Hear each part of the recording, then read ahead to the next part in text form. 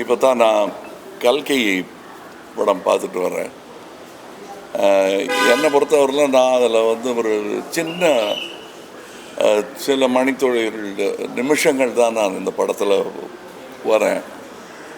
எனக்கு இனி வேலை தொடங்கிறது வந்து பார்ட் 2ல் தான். அதனால் நான் கிட்டத்தட்ட ரசிகர்கள் பார்க்குற மாதிரி தான் நானும் இதை பார்த்தேன், வியந்து பார்க்குறேன். உலக என்டர்டெயின்மெண்ட் அதை நோக்கி இந்திய சினிமா நகர்ந்து கொண்டிருக்கிறது என்பதற்கான பல அடையாளங்கள் சமீப காலங்களாக வந்து கொண்டிருக்கின்றன. அவற்றில் ஒன்று நாக் அஸ்வின் அவர்களின் கல்கி என்று நான் நினைக்கிறேன்.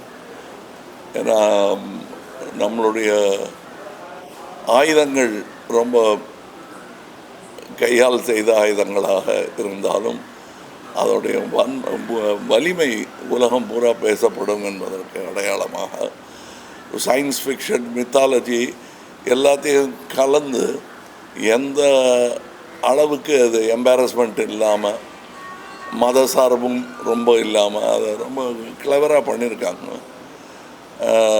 நான் வந்து மித்தாலஜி படங்களில் நடித்ததே கிடையாது. நான் மனிதர்களோட வாழ்பவன்.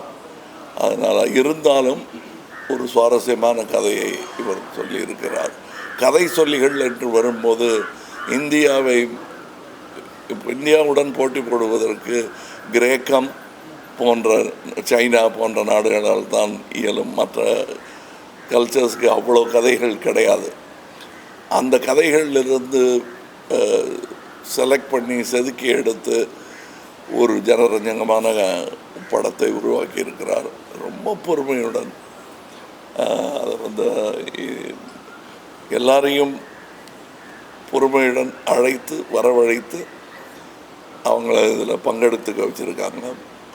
அமித்ஜியெல்லாம் வந்து எந்த பட்டியலில் சேர்க்கறது, இளம் நடிகர்கள் பட்டியலையா இல்லை பழம் நடிகர்கள் பட்டியலில் சேர்க்கறதாங்கிறதுல குழப்பம் வர்ற அளவுக்கு அவ்வளோ பிரமாதமாக பண்ணியிருக்காரு. இதில் வரக்கூடிய இது வந்து ரெகுலர் ஒரு ஆந்திராவில் இருந்தோ அல்லது வடநாட்டில் இருந்தோ ஒரு படம் வரும்போது ஒரு டியூட் எத்தனை இருக்குது, ஃபைட் எத்தனை இருக்குதுன்னு, இதில் டியூட் எத்தனை இருக்குதுன்னு கேட்டால் இல்லைன்னு கூட தைரியமாக சொல்லலாம். ஆனால் ஃபைட்ஸ் எக்கச்சக்கமாக இருக்குது. இது குழந்தைகளை எண்ணி எடுக்கப்பட்ட படம் மாதிரி தான் எனக்கு தெரியுது. நீங்கள் என்ன தாடியில் கொஞ்சம் வெள்ளை தெரியுது, நீங்கள் குழந்தைகள் படத்தை ரசிக்கிறீங்கன்னா எல்லாருக்குள்ளேயும் குழந்தை இருக்கிறது என்பதை நினைவுபடுத்தும் ஒரு படம். இது ரெகுலராக வர்ற பாட்டுகள் அந்த மாதிரியெல்லாம் பண்ணாமல் வித்தியாசமாக ஆனால் ஜனரஞ்சகமாக செய்திருக்கும் ஒரு முயற்சி. இந்த முயற்சியில் என்னாலும் கைகோர்க்க முடிந்தது என்பதில் மகிழ்ச்சி. இனியும் இந்த கூட்டு முயற்சி தொடரும் என்பது தான் எனக்கு மனதில் சந்தோஷமாக இருக்கிறது. அடுத்து இன்றைக்கி இங்கேருந்து நேர சிங்கப்பூரிலிருந்து தொடங்குகிறோம். இந்தியன் 2 இங்கேருந்து தான் ஆரம்பித்தோம், சென்னையிலேருந்து ஆரம்பித்தோம், பம்பாய் போனோம். இப்பொழுது அடுத்த பயணம் அதற்கு தொடங்குகிறேன். ரொம்ப சந்தோஷமாக இருக்குது. இதை பற்றிய செய்திகள் எல்லாம் உலகெங்கிலும் இருந்து வந்து கொண்டிருக்கிறது. நல்ல செய்தியாக இருக்கிறது. இது இந்திய திரைப்பட தொழில் அதற்கே வலு சேர்க்கும் என்று நான் நம்புகிறேன், ஆசைப்படுகிறேன். ஆடியன்ஸோட ஃபீட்பேக் வந்து ரொம்பவே ஆச்சரியமா இருக்கு சார். ஸ்க்ரீன் பிளே பற்றி பேசுறாங்க, ஃபர்ஸ்ட் ஹாஃப்ல இதையே வச்சாங்க சொல்லி பேசுறாங்க. ஆடியன்ஸோட ஃபீட்பேக் நாங்க தேட்டரா போய் ரிவ்யூ சொல்லுங்க, நீங்க சொல்லுங்க. அப்போ ஃபீட்பேக் ரொம்பவே சூப்பரா இருக்கு. ஸ்க்ரீன் பிளே பற்றி பேசுறாங்க, டெக்னிக்கல்ஸ் பற்றி பேசுறாங்க. இந்த மூவி இன்னொரு படத்தோட ஒரு சில சாயல் இருக்குன்னு சொல்லி பேசுறாங்க. ஸோ இது ஆடியன்ஸோட நாலேஜ் வந்து நீங்க எப்படி சார் பாக்குறீங்க? இல்ல ஆடியன்ஸுக்கு தெரியாதுன்னு சொல்றது, ஜனங்கள் இப்படித்தான் சொல்றதெல்லாம் வந்து இயலாதவரின் கூற்று. அது நான் சொல்லவே மாட்டேன். இதெல்லாம் புரியாது, நம்ம மக்களுக்கு இதெல்லாம் புரியாதுன்னு சொல்கிறது. அது எப்படி பாட்டு இல்லாத ஒரு ஜேம்ஸ் பாண்ட் படத்தை கூட்டமாக போய் பார்த்துட்டு வர்றாங்க. பாஷையும் புரியாமல் நல்ல டெக்னிக்கு தமிழனுக்கு புரியாதுன்னு சொல்கிறது வந்து ஏற்றுக்கொள்ளவே முடியாது.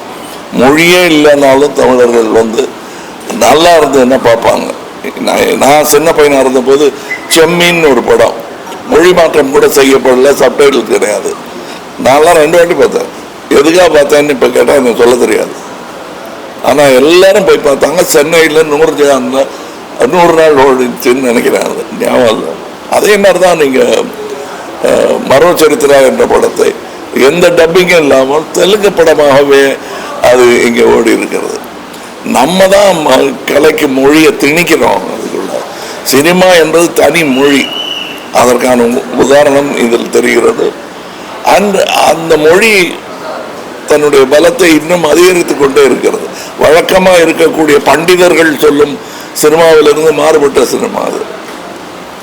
ஒரு பக்தி சினிமா இப்போ எடுத்தால் இப்படி இருக்குமான்னு சொல்ல முடியாது. ஆனால் அதுவும் இல்லாமல் இதுவும் இல்லாமல் சயின்ஸ் ஃபிக்ஷனையும் இதையும் சேர்த்து செய்த கலவை நல்ல யுக்தி என்று நான் நினைக்கிறேன். ஏன்னா தேவையில்லாத கேள்விகளை இதில் கேட்கவே முடியாது. அந்த கேள்வி கேட்பதற்கு நேரமே இல்லாமல் இது புனை கதை தான் என்று தைரியமாக சொல்லி ஆரம்பிக்கும் போது கேள்வியே கேட்க முடியாது.